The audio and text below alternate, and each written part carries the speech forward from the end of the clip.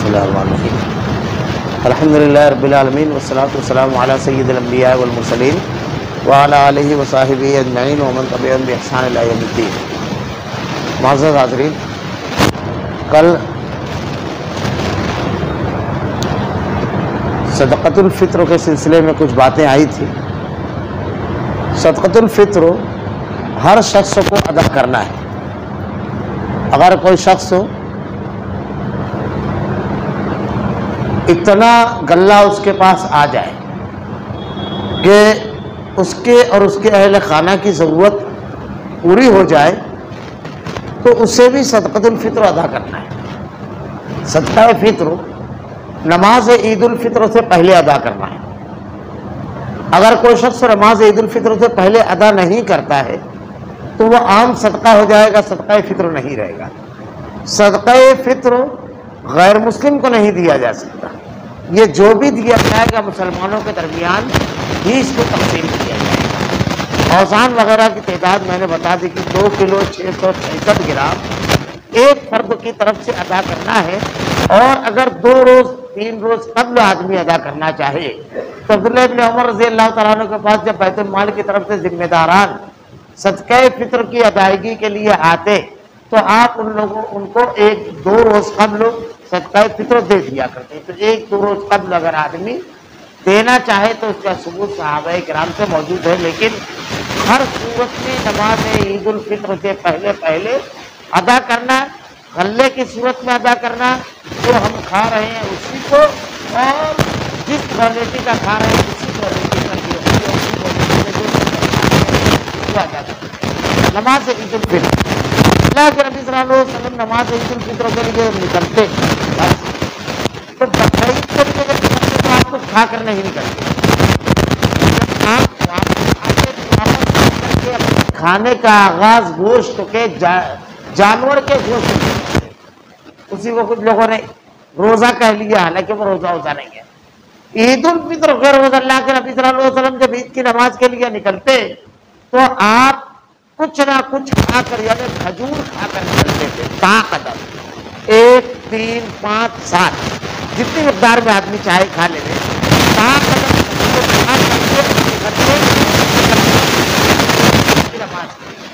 عید کی نماز کے لیے صلی اللہ علیہ وسلم جب نکلتے تو راستہ بھر آپ بلند آواز سے تکبیرات پڑھتے ہوئے راستے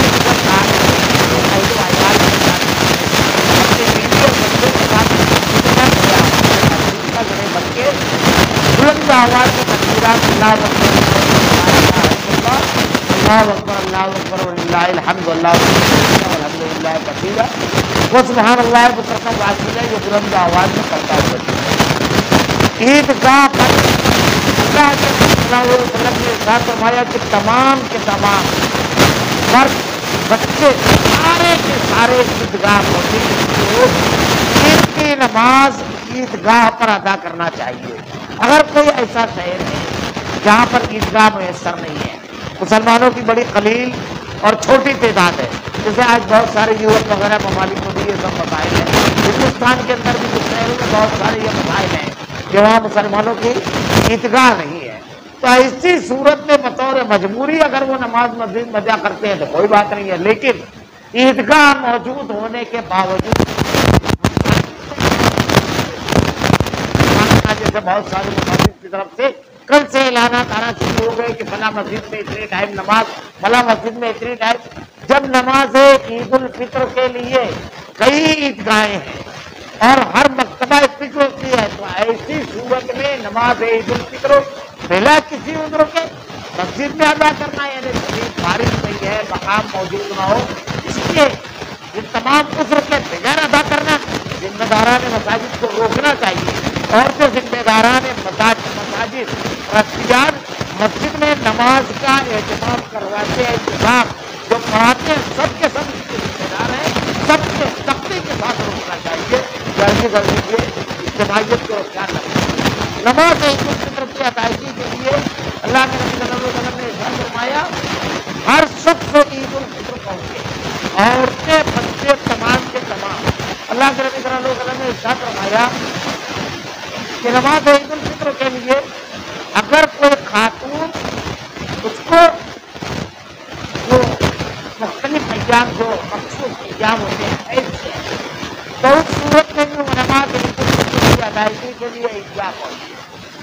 وہ نماز نہ پڑھے، مصلی سے تھوڑا سا ہٹ کر کے بیٹھے، نماز میں شریک نہ ہو، مصلی سے تھوڑا ہٹ کر کے بیٹھے اور دعا میں شریک ہو۔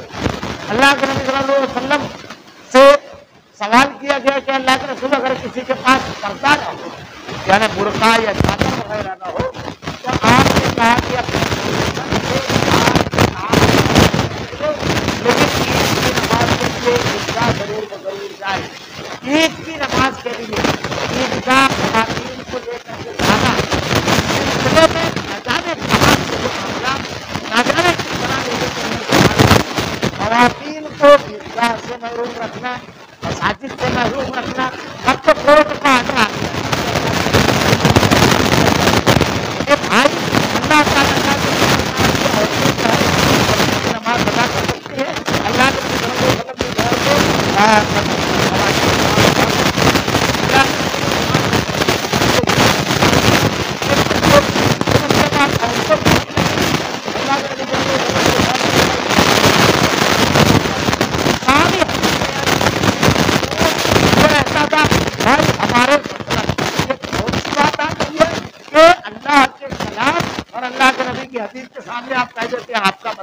یہ کون سی ضرورت ہے؟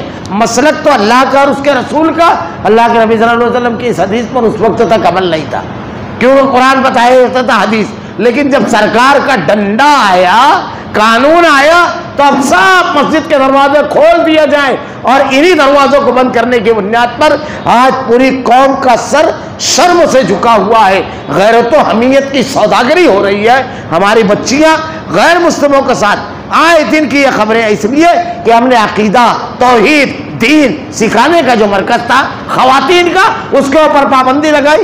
انتہائی گھٹیا اور چھوٹی سوچ کہ مسجد میں اگر آئیں گے، میں اکثر کہتا ہوں اللہ کا خوف نہیں تھا، یہ اللہ کی طرف سے مار ہے۔ غور کیجئے کیا کہا جاتا تھا، مسجد کے اندر اگر خواتین آئیں گی تو نعوذ باللہ استغفر اللہ فتنہ ہوگا، اس کو لوگ اختلامی بات سمجھتے ہیں، اللہ کے دین سے اس طرح مذاق کرتے ہیں ہم لوگ۔ اللہ تعالیٰ قرآن کے اندر آیت ارشاد فرماتا ہے قرآن کی، اور حیرت کی بات یہ ہے، میں اکثر کہا کرتا ہوں خوف نہیں آتا ان لوگوں کو۔ اللہ تعالیٰ نے قرآن میں ارشاد فرمایا ہے، اور یہ کہتے ہیں کہ مسجد میں خواتین آئیں گے فتنہ، کیا فتنہ ہوگا؟ اللہ کے نبی صلی اللہ علیہ وسلم کے دور میں کیا واقعہ ہوا کہ خاتون نماز کی ادائیگی کے لیے فجر کے لیے مسجد آ رہی تھی، ایک شخص نے باقاعدہ اس کی عزت لوٹی، باقاعدہ عزت لوٹی۔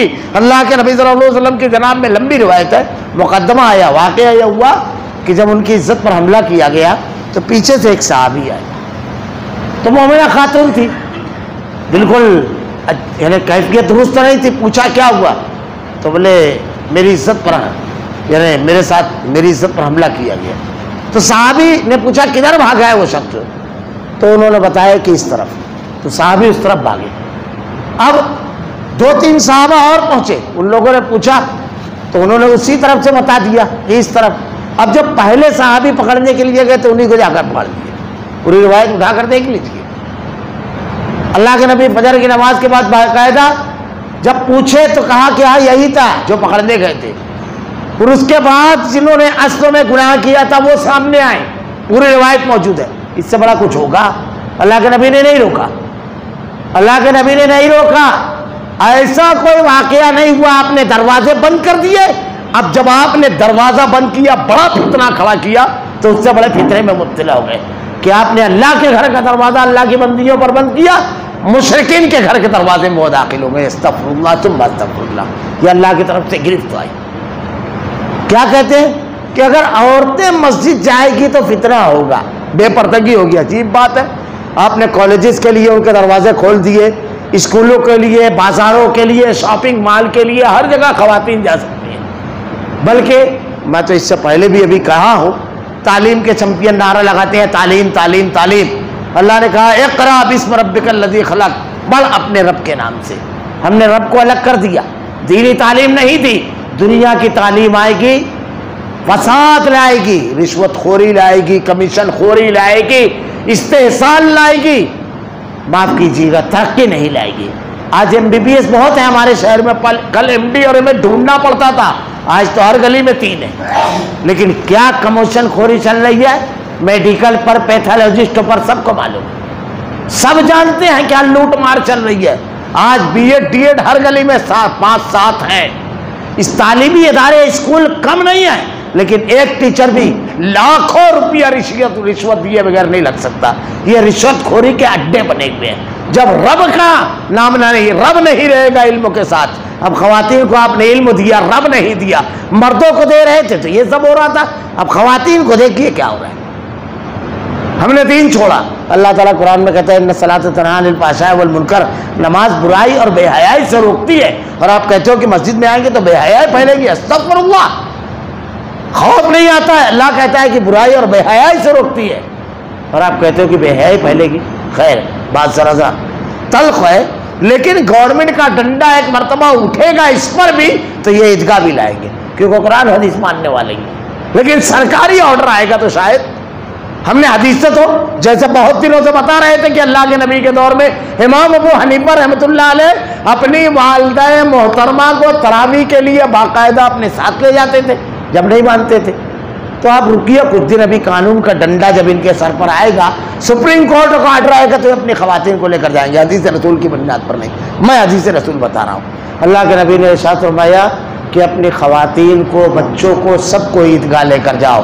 مالیگاؤں کا حقیقی واقعہ ہے کہ ایک خاتون جب نماز عید الفطر کے لیے عیدگاہ پر گئی تو وہ کہتی ہے زندگی میں پہلی مرتبہ اتنی عمر بیتنے کے بعد مجھ کو احساس ہوا کہ عید کچھ کو کہتے ہیں. کیونکہ ہمارے یہاں تو گھر میں لوگ کام کرتے رہتے تھے، مرد نہا کر کے عید کی نماز کے لیے چلے جاتے تھے، اور ہم لوگ اسی طریقے سے 9 بجے 10 بجے 11 بجے جب ہوتا تھا نہا کر 2 رکعت پڑھ لیتے تھے. آج غسل کر کے تکبیرات کہتے ہوئے جب وہاں مسجد عیدگاہ پہنچے اور 2 رکعت نماز ادا کی تو لگا کہ عید ہے. عید ہے کیا؟ اگر آپ عید نماز نکال دو تو عید ہی ختم ہو جاتی ہے. تم نے خواتین سے عید چھین لی، سجدے چھین لیے، اجتماعیت، یہ سب چیزیں بڑی عجیب و غریب بات ہے. خیر، عیدگاہ مرد، بچے اور خواتین پوری فیملی کے ساتھ حدیث پر عمل کرنا چاہیے. کچھ لوگ کورٹ کے آرڈر کے انتظار میں ہوں گے شاید، تو حدیث پر عمل کرنا چاہیے. سب کو لے کر جانا چاہیے. اگر عورت حائضہ ہے، خاتون، تو بھی لے کر جائیں. نماز میں شریک نہ ہو، تھوڑا سا ہٹ کر بیٹھے، مصلے سے دعا میں شریک ہو. جس راستے سے ہم عید کی نماز کی ادائیگی کے لیے جائیں، واپسی میں اس راستے سے نہ آئے. اگر ممکن ہو تو دوسرے راستے سے لوٹیں. ہمارے یہاں ایک اور بڑا عجیب سا لوگوں نے وہ بنا لیا ہے، عید کے روز نماز کی ادائیگی کے بعد بجائے گھر لوٹنے کے بہت سارے لوگ جو ہیں قبرستان جاتے ہیں. خاص طور سے عید کے روز اس کا اہتمام کرنا، اس کا کوئی ثبوت نہیں ہے. اپنے مرحومین کو، اپنے گزرے ہوئے اپنے والدین کو ہر وقت ہر دعا میں یاد رکھنا چاہیے.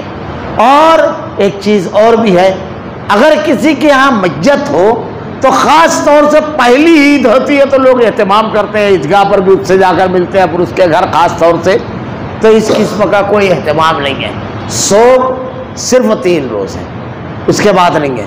اگر بچے یتیم ہوئے ہیں تو عید کے روز صرف آپ کو نہیں جانا ہے باسی کے روز، بلکہ روزانہ ان کی سرپرستی کرنا ہے اور ان کے دکھ درد میں شریک ہونا ہے. ایسے امور جو درست نہیں ہے اسے نہیں کرنا چاہیے. واپسی میں بھی تکبیرات کو بلند آواز میں پڑھتے رہنا چاہیے. کافی دنوں کے بعد اگر آدمی کی ملاقات ہوئی ہے تو گلے وغیرہ بھی مل سکتے ہیں. اس میں بہت زیادہ فتوے کی زبان جو آدمی چھوٹی چھوٹی باتوں پر استعمال کرنے لگتا ہے اس سے احتیاط کرنا چاہیے. عید کی نماز کے بعد ملاقات کرے، خوشی کا موقع ہے، زیادہ دن کے بعد ہے تو گلے بھی ملنے ہوئے تو کوئی حرج نہیں ہے اس کے اندر. اور نماز عید کے بعد تھوڑا سا سیر و تفریح کر سکتے ہیں. اللہ کے نبی صلی اللہ علیہ وسلم کے دور میں ایک مرتبہ حبشہ کے لوگ آئے، بڑا اچھا نیزہ چلاتے تھے وہ، تو مسجد نبوی کے اندر وہ لوگ نیزہ کھیل رہے تھے. تو حضرت عائشہ صدیقہ نے پوچھا تو اللہ کے نبی صلی اللہ علیہ وسلم نے کہا عائشہ دیکھنا ہے؟ کہا ہاں.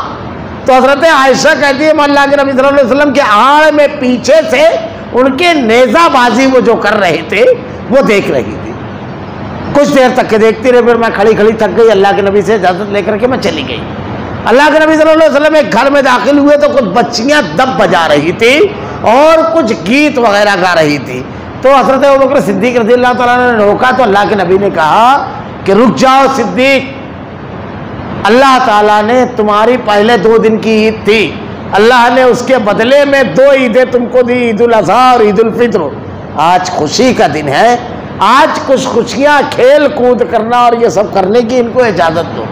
اجازت تو ہے، لیکن ہمارے یہاں بے اعتدالی جو برتی جاتی ہے کہ نوجوان ہائی وے وغیرہ پر نکلتے ہیں، ڈبل سیٹ ٹربل سیٹ، عید آپ کی ہے، وہ ٹرک جو چل رہی ہے اس کی عید نہیں ہے، اس کے انجن کی عید نہیں ہے، اس کو نہیں معلوم ہے آپ کس طرح چل رہے ہیں، کس طرح بے اعتدالی سے چلتے ہیں، ایکسیڈنٹ ہوتا ہے، ہاتھ پیر ٹوٹتے ہیں، پورا گھر جو خوشی میں ڈوبا ہوا ہے لاشا آتا ہے، غم کا ماحول بن جاتا ہے۔ اپنوں کے لیے مسئلہ نہ بنے، اپنوں کے لیے آنکھ کا آنسو نہ بنے۔ آپ ایک انتہائی مہذب تہذیب یافتہ قوم ہو، آپ کی خوشی بھی انتہائی اعتدال کے ساتھ ہے، نہ دوسرے مذاہب کے لوگوں کو تکلیف دینے والی، نہ اپنے گھر کو تکلیف دینے والی۔ وہ دوسروں کی خوشیاں ہوتی ہے کہ جلوس نکالتے ہیں تو عبادت گاہوں پر حملے کرتے ہیں، جھنڈے گھنڈے لگاتے ہیں، راستے روک دیتے ہیں۔ آپ کو وہ تہوار اسلام نے نہیں دیا ہے۔ آپ کے تہوار جب شروع ہوتی ہے عید کی نماز کے لیے گھر سے نکلتے ہو تو پہلے اتنا غلہ نکال کر نکلتے ہو کہ آپ کا پڑوسی بھی گھر سے نکلے گا تو اس کے یہاں اتنا غلہ رہے گا کہ اس کے بچے بھوکے نہیں رہیں گے۔ دوسروں کے آنسو پوچھ کر، چہرے پر مسکان لا کر کے آپ تہوار مناتے ہو، صدقات اور زکوٰۃ کہ مہینہ بھر تقسیم کر کے آپ تہوار مناتے ہو۔ آپ لوگوں کا درد بانٹ کر تہوار مناتے ہو، درد اور مسائل بانٹنے کے لیے نہیں۔ یہ دوسرے مذاہب میں ہے یہ بے اعتدالیاں۔